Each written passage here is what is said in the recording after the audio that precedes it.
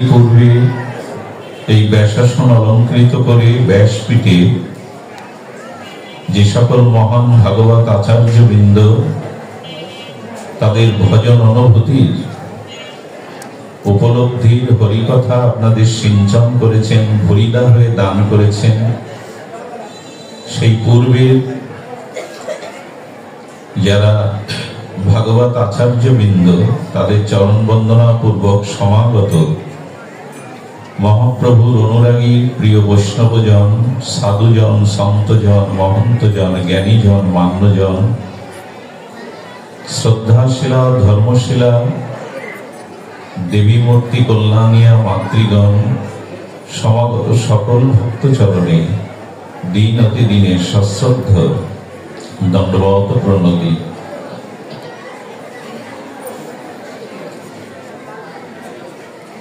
সুধীজন,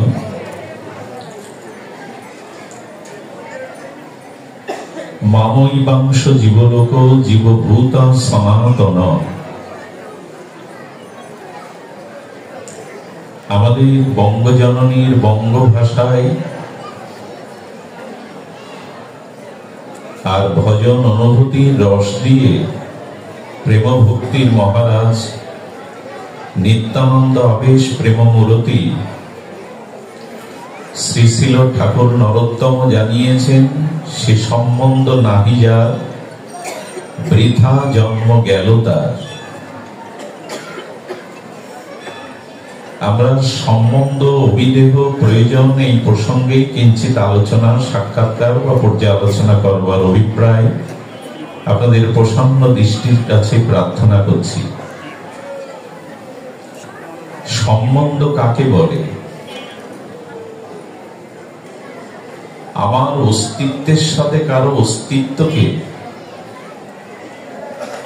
মিলানোর নাম হলো সম্বন্ধ। আমার অস্তিত্বের সাথে কারো অস্তিত্বকে জুড়ে দেওয়া। সম্বন্ধ জিনিসটা হয় একনিষ্ঠাতে, সম্বন্ধ রচনা হয় না। তো ধ্যান দিতে হবে, সম্বন্ধ হতে গেলে দ্বিনিষ্ঠা লাগবে। এক বা এককে কোনো সম্বন্ধ রচনা হয় না। যেমন নদী হতে গেলে তার দুটি কূল লাগবে, এক কূলে নদী হয় কি?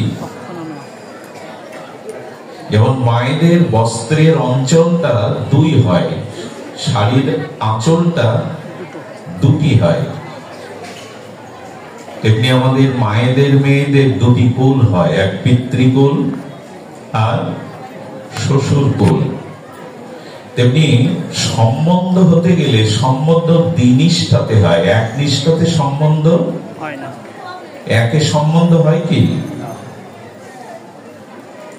এখন এই যে ভাগবতের প্রতিপাদ্য মৌলিক বিষয় সম্বন্ধ, এই সম্বন্ধ তত্ত্বটি আমাদের একেবারে প্রাথমিক অগ্রে সর্বপ্রথমে জানতে হবে।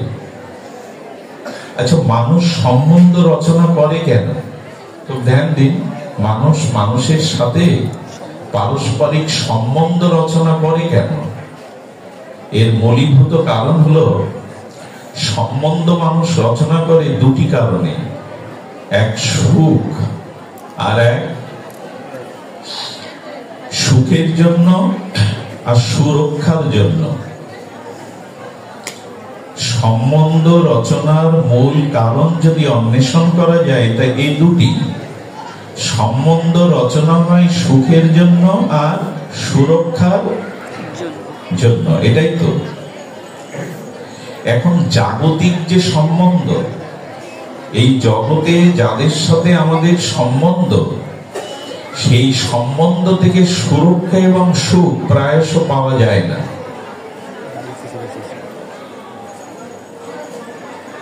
জগতের জাগতিক অনিত্য যে সম্বন্ধ, যেটা কালের দ্বারা কবলিত হয়ে ধ্বংস হবে, সেই জাগতিক মাইক সম্বন্ধ হতে জীব সুখ পাবে বলে, সুরক্ষা পাবে বলেই তো সম্বন্ধ রচনা করে। কিন্তু মজার কথা হলো, সংসারের কোন সম্বন্ধ থেকে অখণ্ড সুখ বা অখণ্ড সুরক্ষা আজ পর্যন্ত কেউ পায়নি। বরঞ্চ যে যার সাথে সম্বন্ধটা যত গভীর করেছে, বেদনা দুঃখটা সেখান থেকে তত বেশি এসেছে। এই জন্য ভগবান বলছেন অনিত্যম অসুখম। এই যে সম্বন্ধ জগতে, এই সম্বন্ধটা হলো অনিত্য। অনিত্য মানে যা চিরস্থায়ী নয়, এবং অসুখ মানে এর থেকে সুখ আজ পর্যন্ত কেউ। আচ্ছা, সুখের বিনিময় হয়তো মন দেওয়া নেওয়াতে, কেউ যদি কাউকে মন অর্পণ করে, তার মন সে পায়, তখনই সুখের বিষয় আছে। কিন্তু এই জগতের একটা অভিশাপ কি জানেন? এই জাগতিক সম্বন্ধে কেউ কাউকে 16 আনা মন দিতেও পারে না, নিতেও পারে না। আপনারা সুধী সজ্জন, অনুরাগী জন ভগবানের, এখানে কেউ যদি বলতে পারেন এই জাগতিক সংসারে আমি কাউকে 16 আনা মন দিয়েছি আর তার মন 16 আনা আমি পেয়েছি, আমি ব্যাসাসন থেকে নেমে যাব। এই জগতে কাউকে, কারণ স্বজাতীয়তার সাথে স্বজাতীয়তা মিশে যায়, পুরোপুরি মিশে যায়। বিজাতীয় এবং স্বজাতীয় জোর করে মেশালেও পুরোপুরি মেশে না। ধ্যান দিন শব্দের দিকে।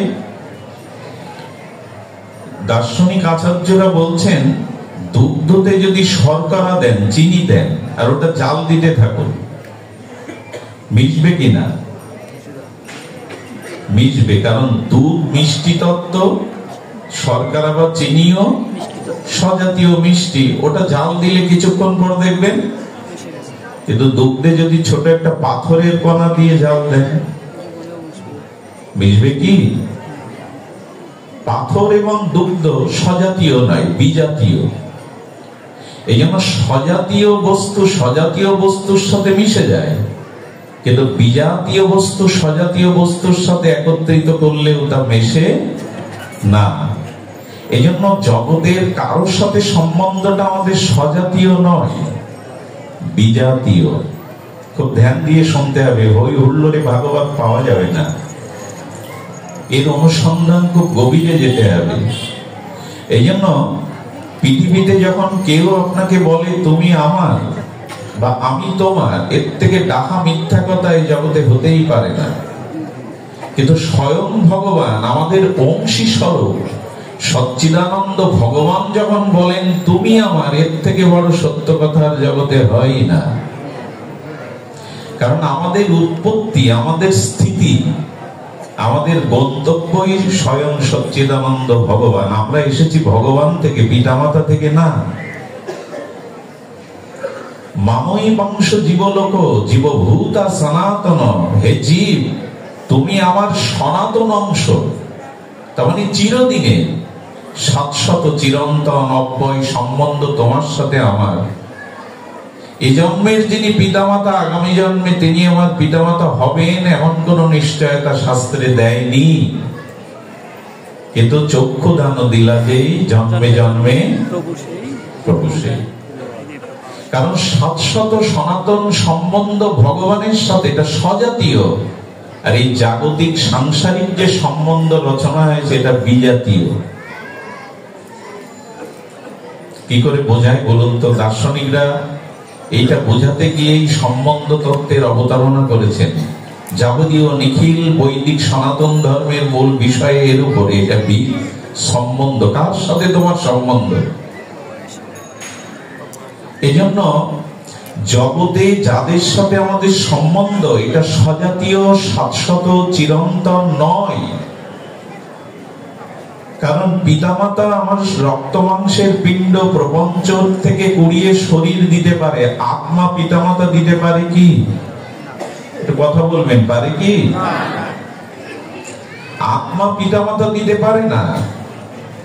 আবার চিৎকন চৈতন্য স্বরূপ চেতন যে আত্মা, এটা পিতামাতা দিতে পারে না। পিতামাতা প্রপঞ্চ থেকে কুড়িয়ে রক্ত মাংসের পিণ্ড আমার এই শরীরটা তৈরি করতে পারে, আত্মা দেওয়ার ক্ষমতা পিতামাতা দিতে পারে না। এটা সংযোজনা। আরো মজার কথা হলো, আত্মা দেহকে ধরে রাখে না, আত্মা দেহকে ধরে রাখে, দেহ আত্মাকে ধরে রাখতে পারে না। এই জন্য তো মৃত্যু নামক এই পরিস্থিতির মধ্যে আমাদের পড়তে হয়, কবলিত হয়, কাল কবলিত হতে হয়।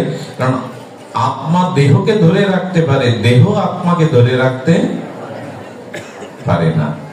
এই জন্য এই জগতে যদি সুখ দুঃখের ঊর্ধ্বে উঠতে চান, কথাটা অন্তরে লিখে নিন।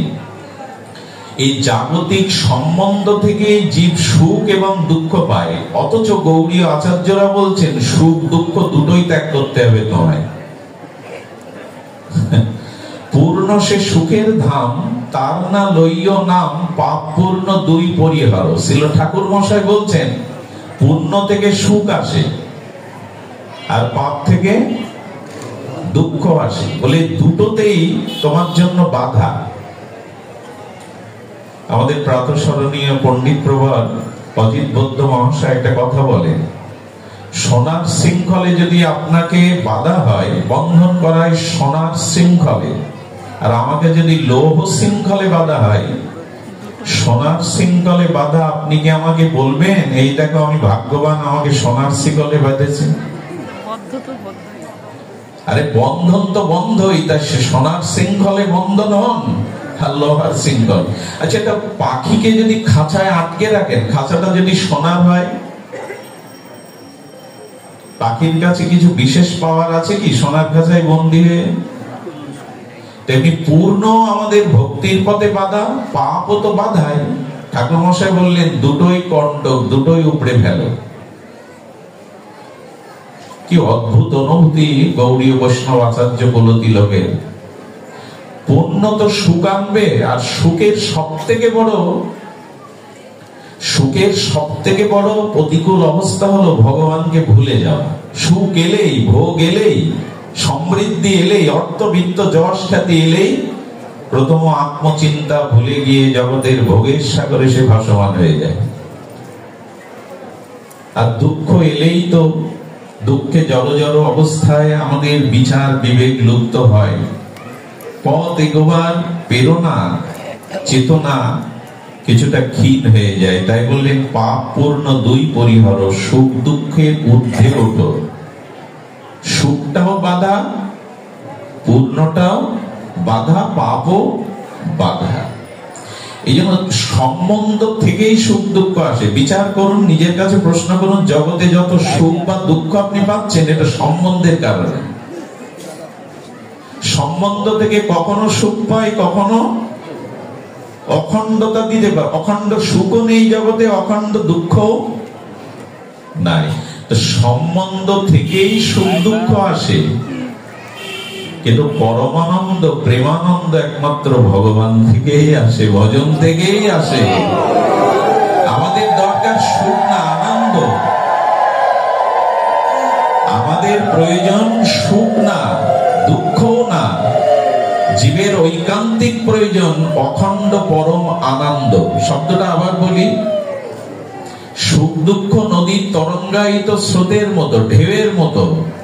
এই জন্য অখণ্ড সুখ অখণ্ড দুঃখ জগতে কোনো জীব পায় না। মানুষের জীবনে প্রয়োজন আনন্দ। সুখ আর আনন্দ এক বস্তু নয়, অখণ্ড চির। আচ্ছা, আজ পর্যন্ত যারা সুখী হয়েছেন, আমরা সুখী হয়েছি, আমরা কি এটা চাই আমার এই সুখের মধ্যে দুঃখ এসে উপস্থিত হোক? চাই কি? কিন্তু আসে তো দুঃখ। সুখ তো অখণ্ড ধরা দেয় না। আচ্ছা, দুঃখ যদি আসে, সে দুঃখ চিরস্থায়ী নয়। রাতের বিভাবরী অন্ধকারকে পেরিয়ে আবার সূর্যের আলো আসে। এখানে অমাবস্যা যেমন আছে, পূর্ণিমাও আছে। এখানে দিবসও যেমন দিন আছে, আবার রাত্রিও আছে। এখানে বসন্ত যেমন আসে, তেমন শীতও আসে। মেনে নাও, এ দুটোই তরঙ্গায়িত সংসারের অবারিত নিয়ম, অমোঘ নিয়ম। তুমি আনন্দ চাও, এবং সেই আনন্দ অখণ্ড আনন্দ, যা প্রাপ্ত হলে আর আনন্দ হতে কখনো বঞ্চিত হবে না। তাই যদি হয়, তাহলে সম্বন্ধটা শ্রী গুরু ভগবানের সাথে আমাদের চিরন্তন ভাবে স্মরণ করতে হবে। ভগবানের সাথে সম্বন্ধটাই আমাদের অখণ্ড আনন্দ। একবার উলধ্বনি দিন, শব্দের দিকে ধ্যান দিন। ভাগবত শব্দই মঙ্গল ধ্বনি। তো বলছেন অখণ্ড চিরন্তন আমার। আচ্ছা, যদি প্রশ্ন করা হয় ভগবানের সাথে সম্বন্ধই আমাদের জন্ম মৃত্যু জরা ব্যাধি কাল কবলিত অভিশাপ মুক্তির একমাত্র উপায়, অখণ্ড আনন্দ প্রাপ্তির অমোঘ উপায় হলো ভগবানের সাথে, শ্রীগুরুর সাথে, ভজনের সাথে সম্বন্ধ যুক্ত হওয়া। কিন্তু মানুষ ভগবানের সাথে শাশ্বত সম্বন্ধ ভুলে বিস্মরণ হয়ে জগতের এত সম্বন্ধের দিকে ব্যস্ত হয় কেন? এই জিজ্ঞাসাও তো আসবে। আর আজকাল সম্বন্ধটা এমন জায়গায় দাঁড়িয়েছে, আমাদের গ্রামে মাঝে দেখি খাওয়া উঠেছে। খাওয়া মানে ভোজন। কি, যার দুই পুত্র, অপরেরও চাই দুই পুত্র, পিড়ে পেতে খাওয়া খাবি গো, এও সম্বন্ধ। এর উপধর্ম এখন হয়, যার দুই সন্তান, অন্যের দুই সন্তান। এখন এই যে জাগতিক সম্বন্ধের ক্ষুধাটা, পিপাসাটা, আকাঙ্ক্ষাটা কেন? এখন তো নেট দুনিয়া, নেট দুনিয়ায় সম্বন্ধের তো ছড়াছড়ি, সকালে বিকালেই সম্বন্ধ। কিন্তু এর একটা বিরূপ ফল আছে, প্রতিক্রিয়া আছে। শুনুন, জগতের যে সম্বন্ধ, এই সম্বন্ধের পিপাসাটা এত কেন? বহুজনের সাথে পরিচিত হওয়া, বহুজনের সাথে সম্বন্ধ রাখা। এই ক্ষুধাটা, এই পিপাসাটা কবে মিটবে জানেন? যেদিন ভগবানের সাথে, শ্রীগুরুর সাথে আপনার সম্বন্ধটা খুব অটুট হবে, তখনই জগতের সম্বন্ধের ক্ষুধাটা আপনার মিটে যাবে। আর কারোর সাথে সম্বন্ধটা খুব ভালো লাগবে না। আছে আছে, ব্যবসা করতে হয়, চাকরি করতে হয়, টাকা রোজগার করতে হয়, আত্মীয় স্বজন দেখতে হয়, সংসারে কর্তব্য করতে হয়, কিন্তু মনে হবে এরা কেউ আমার আপন নয়। আমার আপন একমাত্র শ্রী ভগবান। এই জন্য ঠাকুর মশাই সাবধান বাণী, সে সম্বন্ধ নাহি যার বৃথা জন্ম গেল। এ বাণী বাণী নয়, মহাবাণী। ভগবানের সাথে, শ্রীগুরুর সাথে, ভজনের সাথে যার সম্বন্ধ অটুটতা আসেনি, তার জন্মই বৃথা। এবং পরের শব্দটা আরো কঠিন। পরের শব্দটা বললে অনেকেই কষ্ট পাবেন। সে পশু বড়ই যার চিরয়ত শাশ্বত সনাতন আনন্দ ঘন সচ্চিদানন্দ ঘন। ভগবানের সাথেই যার সম্বন্ধের স্মৃতি জাগরিত হলো না, সম্বন্ধের প্রীতি আদান প্রদান হলো না, বলেন তিনি এখনো পশু স্তরে। সে পশু বড়ই দুরাচার। কারণ ভগবানের সাথে সম্বন্ধ ব্যতীত কারো সদাচার, প্রগতি আসতে পারে না। নদীর তো সাগরের সাথে সম্বন্ধই থাকতে হবে, নাহলে তো মরা নদী, স্রোত হারিয়ে ফেলবে। এই জন্য সে সম্বন্ধ নাহি যার। ভগবানের সাথে সম্বন্ধ করলে কি হয় জানেন? এই জাগতিক সম্বন্ধ শিথিল হয়ে যায়। এ আমার, সে আমার, ও আমার, এরা না হলে আমি বাঁচবো না, এই অভাবটা আর এই পিপাসাটা থাকে না। এই জন্য আমাদের সম্বন্ধ তত্ত্বের দিকে দৃষ্টি দিতে হবে। এবং রাধারানী এক শ্লোক বলে দিয়েছেন ভাগবতে। আহা, রাধারানী বললেন, যদন চরিত লীলা বিপ্রট পীযূষ সকৃত দদন দ্বন্দ্ব ধর্ম বিনষ্টা। আহা, প্রেমময়ী করুণাময়ী লাদিনী অধীশ্বরী ঠাকুরানী বলে চলেছেন। কি বলেছেন জানেন? যে এক ফোঁটা, এক বিন্দু, এক ফোঁটা গোবিন্দ নামরূপ লীলা রসকথা, প্রেম কথা বিপ্রুট এক ফোঁটা যার কর্ণে প্রবেশ করেছে, তার সমস্ত সাংসারিক দ্বন্দ্ব, দ্বন্দ্ব ধর্ম বলতে যা বুঝি, দ্বন্দ্ব দুইয়ে হয়, একে এই জন্য তো অবধূত দত্তাত্রেয় ভগবান 24 গুরু করেছিলেন এক কুমারীর এক চুরি দেখে। দুটো চুরি থাকলে তো সাংঘর্ষিক হবে, যেখানে দুই ওখানে সংঘর্ষ, একে কখনো সংঘর্ষ হয় না। তো রাধারানী বললেন, যত চরিত লীলা কর্ণ পীযূষ বিপ্রুট সকৃত দদন দ্বন্দ্ব ধর্ম বিনষ্টা। রাধারানী শব্দ সাধারণ হতে পারে না। রাধা নামটা শুনলেই যেখানে গোবিন্দ কান খাড়া করে তাকিয়ে দেখেন, সেখানে রাধার কথার মহিমা দেখুন। বললেন, রাধারানী বললেন, হে সচ্চিদানন্দময়, হে প্রিয়, হে পরম, হে মনোহর, হে অরবিন্দ, হে মুরলীধারী, তোমার কথা এক ফোঁটা যার কর্ণে যায় নাম রূপ লীলা কথা, তার সাংসারিক যে সম্বন্ধযুক্ত দ্বন্দ্ব ধর্ম নষ্ট হয়ে যায়।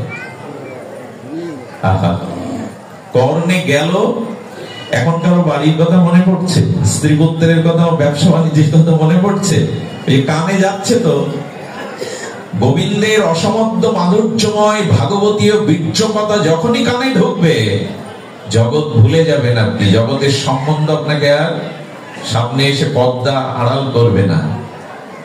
রাধারানী বললেন, এক ফোঁটা তোমার গুণ মহিমা মাধুর্য যদি কারো কর্ণ বলে প্রবেশ করে, সাংসারিক দ্বন্দ্ব ধর্ম তার নষ্ট হবে।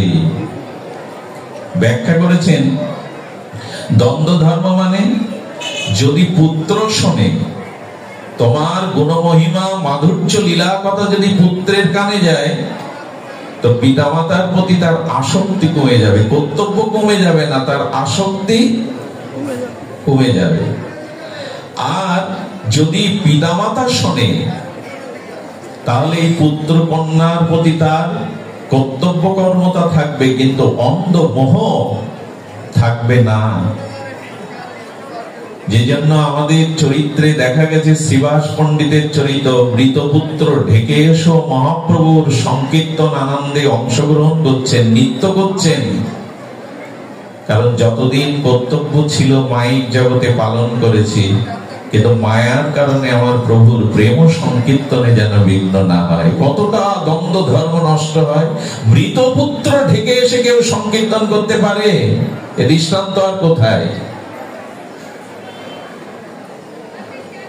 এই জন্য ভগবত কথা কেন শ্রবণ করতে হয়? ভগবানের অসমধ্য মাধুর্য নাম রূপ লীলা এর এক বিন্দু যদি শ্রদ্ধান্বিত উৎকণ্ঠিত পিপাসায় কারো কর্ণমূলে প্রবেশ করে, তার জাগতিক মোহ ধর্ম দ্বন্দ্ব ধর্ম, রাধারানী বলেছেন, বিনষ্টা, নষ্ট হবে, বিশেষ রূপে নষ্ট হবে। বিনষ্ট মানে বিশেষ রূপে নষ্ট হবে। কিছু মনে নেবেন না। স্ত্রী যদি শোনে, তো স্বামীর প্রতি মোহ টান দ্বন্দ্ব ধর্ম নষ্ট হয়ে যাবে।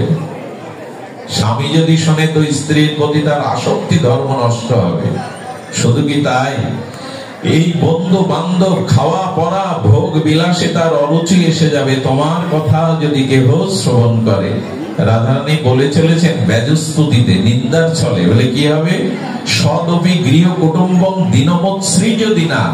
আরে বাবা, বললেন কি নষ্ট হবে? বললেন এক ফোঁটা কান দিয়ে শ্রবণ করলে কি হয়?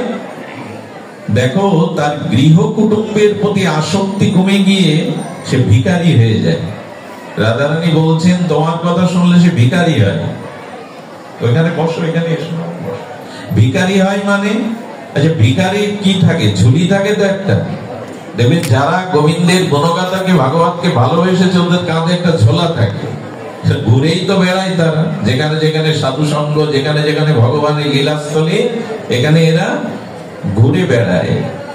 আচ্ছা, রাধারানী বলছেন, তোমার গুণগাথা যারা শোনে, তাদের আরেকটা সর্বনাশ হয়। তারা মানুষ থেকে পাখি হয়, তাদের দুটো ডানা ওঠে। বলে মানুষ পাখি হয় তোমার কথা শুনলে? বলে হ্যাঁ সুন্দর, হে মনোহর, তোমার কথা শুনলে ওদের দুটো ডানা তৈরি হয়। ডানা তৈরি হয় মানে কি জানেন? এরা যেখানেই হরি কথা, তোমার গুণগাথা, সেখানে উড়ে উড়ে যায়। এরা আর কোথাও এক জায়গায় থাকে না, যেখানে তোমার কথা সেখানে এরা উড়ে যায়। কত দূর থেকে আপনারা এসেছেন, আজ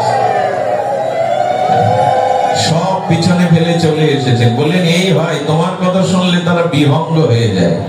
তবে সাধারণ বিহঙ্গ না, কাক কোকিল না, তারা রাজহংসরূপ পরমহংস বিহঙ্গ হয়ে যায়। পরমহংসগণের মতো তারা তোমার সার, এই নাম রূপ লীলাকেই শুধু শ্রবণ করে। এই জন্য এই জাগতিক সম্বন্ধের দ্বন্দ্ব ধর্মসা নষ্ট হবে যদি সাধুমুখে ভগবানের মহা মহিমান্বিত মাধুর্যমণ্ডিত নাম রূপ লীলা অসমর্থ এই বীর্যবতী হরি কথা শ্রবণ করা যায়। আসুন সম্বন্ধটা যেটা বিস্মরণ হয়ে গেছি, আমি কৃষ্ণ দাস, আমি রাধারানীর কিঙ্করী, এই সম্বন্ধটা সাধু গুরু বৈষ্ণব সমীপে গিয়ে হরিকথার দ্বারা শাশ্বত ভাগবতীয় সিদ্ধান্ত সম্বন্ধ তত্ত্ব হলো এটাই। ভগবানের সাথে সম্বন্ধটা শিথিল হলেই বিপদ আমাদের নেমে আসবে, বিরূপ পথে চলে যাব আমরা। এই জন্য একটা কথা বলি, আপনি আমি ভগবানকে অনেক ধরতে চেষ্টা করেছি, মাঝে মাঝে জড়িয়েও ধরেছি, কিন্তু আবার পিছিয়ে পড়েছি, আবার হারিয়ে গেছি, আবার ছেড়ে দিয়েছি। মাঝে মাঝে গৌর গোবিন্দের চরণে গিয়ে একটা নিবেদন করবেন, তো কালকেই করবেন, পারলে এখনই করে দিন, প্রভু আমি তোমার হাত অনেকবার ধরেছি, তাতে বারবার পিছিয়ে পড়েছি, হারিয়ে গেছি, তুমি একবার আমার হাতটা ধরো না, তাহলে আর হারিয়ে যাওয়ার ভয় থাকবে। তুমি ধরো, তুমি যদি একবার আমার হাতটা ধরো, আমি আর এই ভব সংসারের মেলায় হারিয়ে যাব। তাকে ভাত দিয়ে দিন, আর বিল্লমঙ্গল ঠাকুরের মতো বলে উঠুন সেই সুরলহরীর অমৃত সঙ্গীত সুধা, আমার হাত ধরে তুমি নিয়ে চলো সখা, আমি যে পথ। ঠাকুর বিল্লমঙ্গল চোখের দৃষ্টি অন্ধ করে অন্তর্দৃষ্টি খুলে চলেছে ব্রজের পথে, আর সেই সময় তিনি গেয়ে উঠলেন সেই সুরলহরীর মূর্ছনায়, আমার হাত ধরে তুমি নিয়ে চলো সখা। আমি তো এই পথ চিনি না, সাধুগুরু বৈষ্ণবের কাছে হাত বাড়িয়ে দিন, ভগবানকে বলুন। দেখবেন বানর ছানাগুলো, বানর হনুমানের তার মাকে জড়িয়ে ধরে, বানর হনুমানের ছানাগুলো ওরা মাকে জড়িয়ে ধরে, মা ওদের জড়িয়ে ধরে না। আর তাতে পরিণতি কি হয় জানেন? বানর হনুমানের সহজাত স্বাভাবিক স্বভাব হলো ডাল থেকে ডালান্তরে, গাছ থেকে গাছান্তরে লাভ দিতে গিয়ে ওই বাচ্চা মাঝে মাঝে পড়ে যায়। আচ্ছা, একে তো পড়ে গেল, তারপর ঠাস ঠাস করে চট বসিয়ে দেয় মা বানর, ভালো করে কেন ধরিস। কিন্তু বিড়ালি যখন বিড়ালিকে ধরে, বিড়ালি যখন বাচ্চা পারে না, ওই বিড়ালি যখন বিড়ালিকে ধরে, বিড়ালি যখন তার বাচ্চাকে ধরে, ঘাড় মোটকে ধরে, পড়ে যাওয়ার সম্ভাবনা। এই জন্য ভগবানকে আত্মনিবেদনে মনের প্রার্থনায় জানিয়ে দিন, আমি অনেকবার ধরতে চেষ্টা করেছি, ধরেছি, ছেড়ে দিয়েছি, এবার তুমি আমায় ধরো। এই সম্বন্ধের হাত বাড়িয়ে দিন।